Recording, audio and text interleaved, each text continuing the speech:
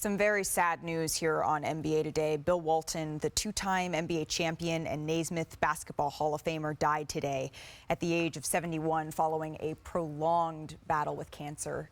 He was surrounded by his family. There has certainly been an outpouring of stories about Bill, about his life, on social media as well. The LA Clippers, they issued this statement saying that we lost one of the greatest players and personalities that this franchise, this sport, and this region has ever known. Bill Walton is synonymous with Southern California basketball, a San Diego native, a UCLA phenom, a Clippers icon. He defined the game as a player, a broadcaster, an ambassador, spreading joy for generations. UCLA men's basketball issued this. UCLA mourns the passing of the two-time NCAA champion Bill Walton, a Naismith Hall of Fame inductee and charter member of the Athletics Hall of Fame in 1984. Michael Thompson weighed in. Bill Walton, I loved that guy, as so very many of us did. I want to welcome in someone who knew Bill well, who worked for 20 years with Bill Walton, Jay Bilas. Jay, thank you so much for spending a little bit of time with us. I want to start with you. I mentioned you called many, many games with Bill, maybe most famously the Maui Classic. What was it like working with such a giant? It was a joy. And for me, Malika, it was maybe a little bit different because I grew up in Southern California. Yeah. So I idolized Bill growing up. You know, he was an icon at UCLA, and you know, I think he was 86-4 in his 3 years playing for John Wooden. So, you know, he was someone I looked up to literally and figuratively. So when I began to work with him, he was really welcoming. And as you know, that's not always the case in this industry. But I think as time went on and we worked together more, he was a tremendous amount of fun on the air, and even more fun off the air. But he was a little bit different off the air. He wasn't the type of person that at dinner or a meeting or when you're together to practice, he wasn't the center of attention then, and didn't try to be. He tried to make you the center of attention. So he was asking questions about you and your family, never failed to ask about your family or how you were doing. And he was so funny and gregarious. And I think as time went on, you know, he had a lot of showmanship in his broadcast life, but that really wasn't the way I found him off the floor. Incredibly intelligent, well-read, but genuinely interested in things outside of himself. And he always made you feel better. Like I really believe this is true, Malika. Like, I think the people I've worked with, it's Bill Raftery and Bill Walton are the ones, just when you think about working with them or being around them, you can't help but smile and you can't wait. He was that type of person. I was talking with Michael Wilbon about this earlier, Jay. He was a giant, of course, on the floor. He was a giant in the booth as well. And there's so few people where you don't know where to start when talking about somebody's legacy and what they meant. And he was one of them. How would you describe it? Yeah, I think you mentioned it. I've been watching your show today. He was so full of life. I mean, you know, that sounds almost cliche, but he genuinely loved other people. And he was incredibly kind to others. He was incredibly generous. And he had a spirit, and still does, even though he's passed from this life. He has a spirit that you can't really put into words. It's just something that you felt.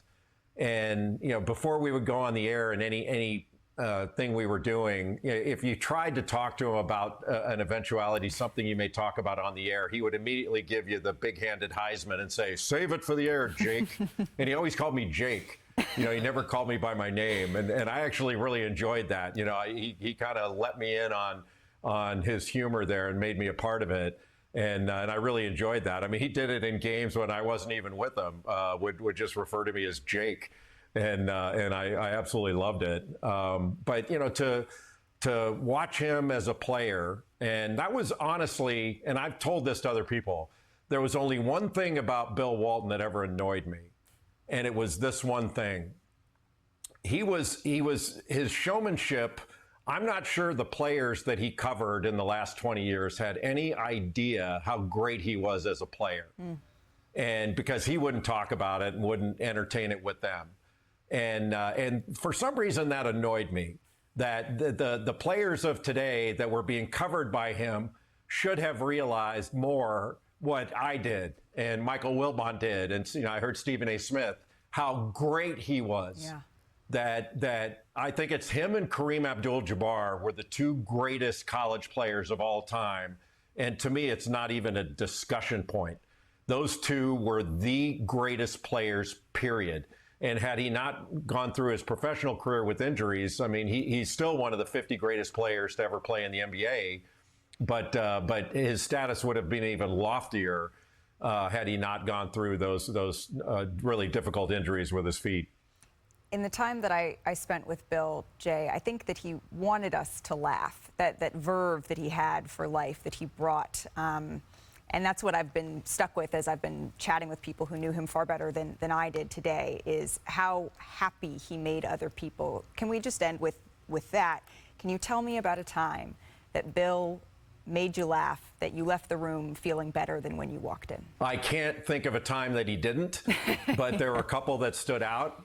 We did a game with Dave Pash. It was a three-person booth. It was Colorado, Arizona, and Bill was waxing poetic about a truly great coach at Kansas back in the 70s and late 60s, 70s, and 80s named Ted Owens. And then he stopped his soliloquy and said basically, Jay, you're too young. You don't even know who Ted Owens is. And I said, of course I know who Ted Owens is. He recruited me. And without missing a beat, Bill goes, for what? and both Dave and I kind of lost it. And Bill had, as we all do, a great respect for my head coach, my college coach, Mike Krzyzewski. So he made parallels between Coach K and John Wooden. And he would say, basically, Jake, Coach K was to you what John Wooden was to me. But then he said, but you were not to Coach K what I was to John Wooden. And I love that. Like, he's so quick-witted and such a wonderful man. Jay, thank you so much for spending, or I guess in this segment I should be calling you Jake. Thank you so much for spending a little bit of time with us here on NBA Today. I really appreciate it. Bring it back here into studio with Adrian Wojnarowski, Kendrick Perkins. Woj, I want to start with you on this. You have interviewed Bill Walton. You have seen the legendary broadcast career unfold, as well as his playing career that Jay just detailed so beautifully. What stands out to you today? Yeah, I think there are really only two basketball lives that are really comparable when you talk about Bill Walton. It's Bill Walton and Charles Barkley. And there's probably only one Charles Barkley. But what Bill Walton meant as a broadcaster, the incarnations of him, back when, people like Jay Bilas, Bob Myers were young, and they'd only watch Clipper games because Bill Walton was doing the Clipper games, and no one had ever heard anybody call the NBA like that, all the way to the end here with the Pac-12 and Jay Bilas and Bill Walton. But as a player, and Jay said it, Kareem Abdul-Jabbar, Lou Alcindor when he was at UCLA, and Bill Walton, those two stand above all the others in the history of college basketball. They only 1 year bridged those two eras. And, you look at Nikola Jokic and what he has done to revolutionize the center position in the NBA and basketball. Perhaps the closest comparison to Jokic was Bill Walton. When I think about Bill Walton, I think about the time that I was drafted by the Boston Celtics, my times being around him, the moments that I shared, and he just brought you joy, right? Every single person that you talk that has spoke on Bill Walton, they keep bringing up the one word, joy, right? And every single person, right, handles death differently, right? But I feel like everyone is handling this one the way that Bill Walton would want you to handle it. It's a celebration, right? Celebrating him, a man that brought life to you if you were down, a legend, one of one, real, authentic, gonna be the same every time you see him, wasn't changing for anyone. And you could I could like visualize Bill right now, right, going to a better place, laughing at us because we still down here, right? Like, and that's the way you think about it, man. He was a legend. He was one of one. And it was just, he was so authentic. Yeah. I think that's the thing that sticks out to me from my time being around him. It was nothing fake about him, and it was just a joy being around him. You just wanted to kick it with him the whole day. Can I tell you, I mean, one of my favorite things about Bill, he's joined us a couple of times here on NBA Today. And usually, you know, we have guests on, I start the show, I start an interview, and I say, thank you so much for taking some time out of your day. I said it to Jay. I genuinely mean that. I am thankful. But usually, right, that gets like a nod or maybe a smile of acknowledgement. But not Bill. With Bill, you would say that, or you'd say, how are you? And he would launch into, I am the luckiest guy in the world, and the pleasure is mine because I woke up today and the sun is shining and I got to have my favorite breakfast, and that reminds me of 30 years ago. And at first, right, like the first couple times he came on, maybe I'd be stressing a little bit because of producers in my ear saying, you know, we're already 3 minutes into the segment. It's only supposed to be 5 minutes, and you haven't even asked a single question yet, right? But then all of a sudden, all of our outlooks on the day and on life, they would get better. They would get brighter because of this winding journey of a story that we didn't ask for, but didn't know that we actually needed, but absolutely did. And then you're laughing so hard that your eyes literally start to water.